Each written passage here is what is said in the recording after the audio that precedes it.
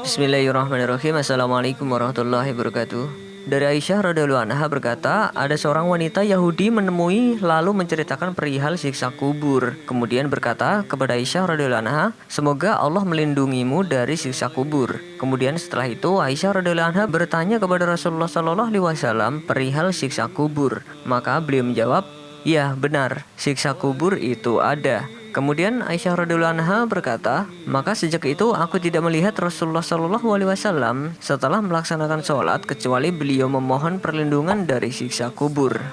Video ini akan membahas sedikit tentang betapa ngerinya alam kubur, di mana itu adalah sebuah jalan persinggahan yang pertama sebelum manusia digiring ke padang mahsyar.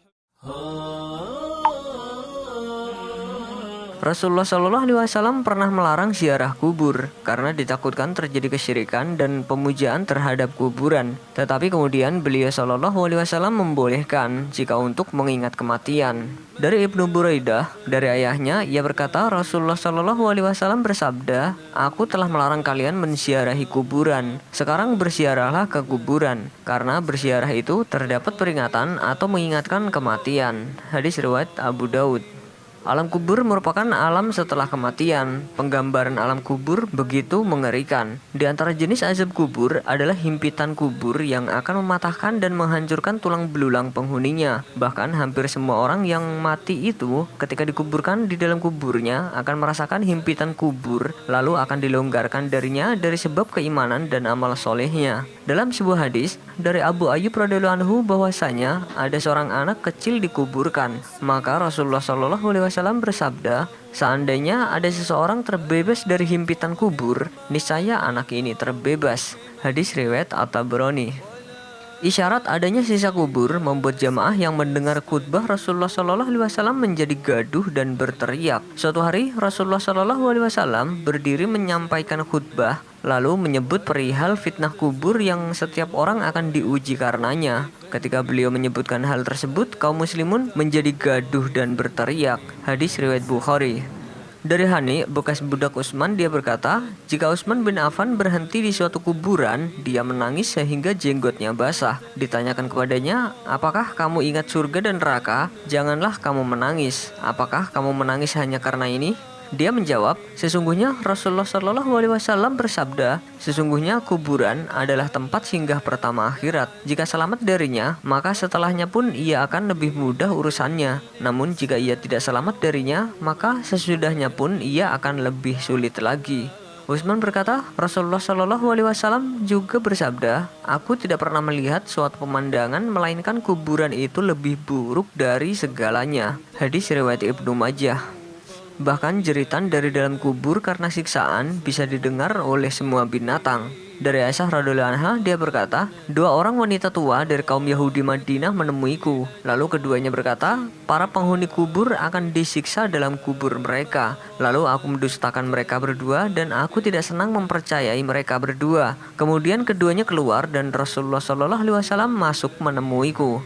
Lalu aku berkata, wahai Rasulullah, ada dua wanita tua dari kaum Yahudi Madinah mengatakan para penghuni kubur akan disiksa di dalam kubur mereka. Beliau Shallallahu Alaihi Wasallam bersabda, keduanya benar, mereka akan disiksa dengan siksaan yang bisa didengar oleh semua binatang. Lalu aku tidak melihat beliau melakukan sholat kecuali beliau berlindung dari siksa kubur. Hadis riwayat An-Nasai.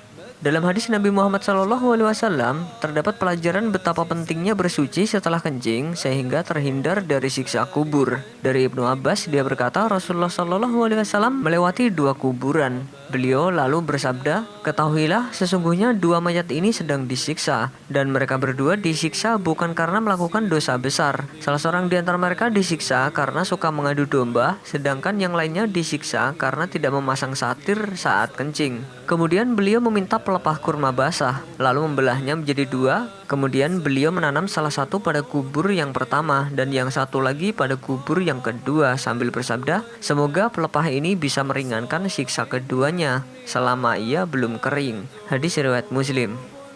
Itulah sebabnya mengapa mayoritas azab kubur sebagaimana disampaikan Nabi Shallallahu Alaihi Wasallam adalah karena kencing. Tidak lain adalah karena sulitnya menjaga diri dari kencing dan menjaga diri dari bekas kencing. Dari Abu Hurairah, ia berkata, Rasulullah Shallallahu Alaihi Wasallam bersabda, mayoritas siksa yang terjadi dalam kubur adalah karena sebab kencing. Hadis riwayat Ibnu Majah. Bahkan Fir'aun yang jasadnya disimpan di museum pun merasakan pedihnya siksa kubur. Maka Allah memeliharanya dari kejahatan tipu daya mereka. Dan Fir'aun beserta kaumnya dikepung oleh azab yang amat buruk. Kepada mereka dinampakkan neraka pada pagi dan petang. Dan pada hari terjadinya kiamat, dikatakan kepada malaikat, masukkanlah Fir'aun dan kaumnya ke dalam azab yang sangat keras. Quran Surat Al-Mu'min ayat 45-46. Ibnu Katsir dalam tafsirnya mengatakan bahwa ayat ini merupakan landasan hukum bagi para ahli sunnah tentang adanya azab kubur di alam barzah. Orang-orang seperti Fir'aun dan para pengikutnya dinampakkan neraka kepada mereka, seolah neraka didekatkan kepada mereka sehingga panasnya terasa memenuhi kuburnya, dan itu terjadi hingga hari kiamat. Apa yang dirasakan di alam barzah lebih ringan daripada apa yang akan mereka terima di alam akhirat. Ada perbedaan pendapat di kalangan para ulama ahlus sunnah. Ada yang mengatakan kalau yang disiksa adalah jasadnya. Hal ini juga diperkuat bukti bahwa pernah dibongkar sebagian kuburan dan terlihat bekas siksa yang menimpa jasad. Syekhul Islam Ibnu Taimiyah pernah berkata bahwa ruh kadang masih bersambung dengan jasad. Ada pula golongan lain yang mengatakan kalau yang disiksa adalah ruhnya saja. Serta golongan lain yang bukan ahlus sunnah mengatakan kalau tidak ada siksa kubur. Wallahu a'lam bishawab.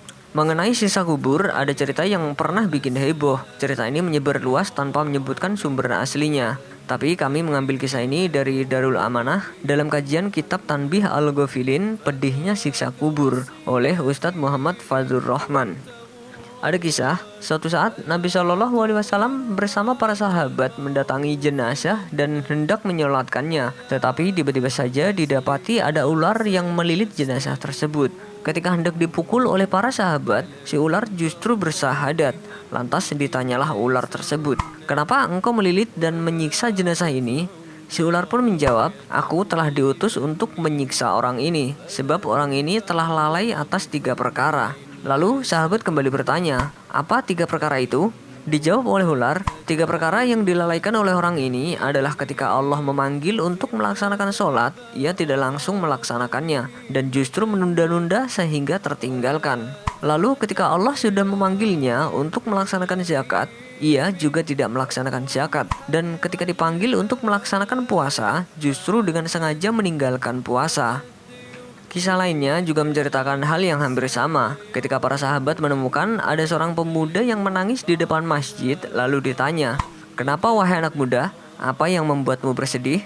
Pemuda itu menjawab, "Sesungguhnya ayahku telah meninggal, namun tidak ada satupun yang mau memandikan dan mengkafaninya." Lalu diutuslah sahabat Abu Bakar radhiyallahu anhu dan sahabat Umar bin Khattab radhiyallahu anhu. Lantas sesampainya di rumah pemuda tersebut, sahabat pun terkejut sebab jenazah ayahnya berubah menjadi bangkai babi hutan hitam.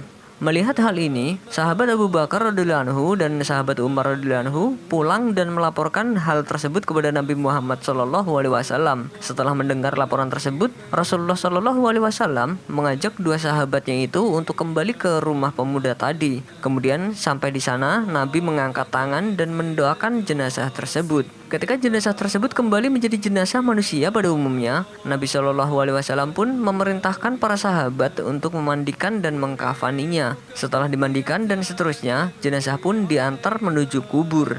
Terkejutnya para sahabat ketika hendak diletakkan di liang lahat, jenazah tersebut kembali berubah menjadi babi hutan. Sahabat pun bertanya, "Apa yang dikerjakan ayahmu selama di dunia, anak muda?" Pemuda itu menjawab, "Sesungguhnya ayahku telah lalai dan sering meninggalkan sholat." Mendengar pernyataan pemuda tadi, Nabi Shallallahu Alaihi Wasallam kemudian menjelaskan bahwa beginilah perwujudan di akhirat nanti ketika seseorang sering meninggalkan sholat, seperti babi hutan yang hitam legam.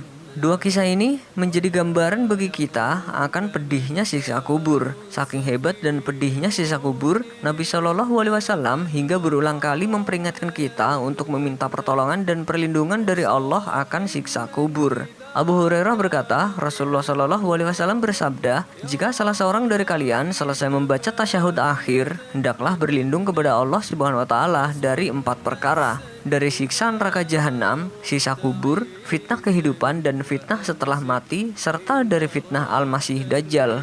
Hadis riwayat Ibnu Majah. Karena ngerinya fitnah kubur, kita disarankan untuk berdoa agar terhindar darinya. Semoga kita dihindarkan dari fitnah kubur. Wallahu a'lam bishawab. Wassalamualaikum warahmatullahi wabarakatuh. فإن لاقيتني سأذكرنك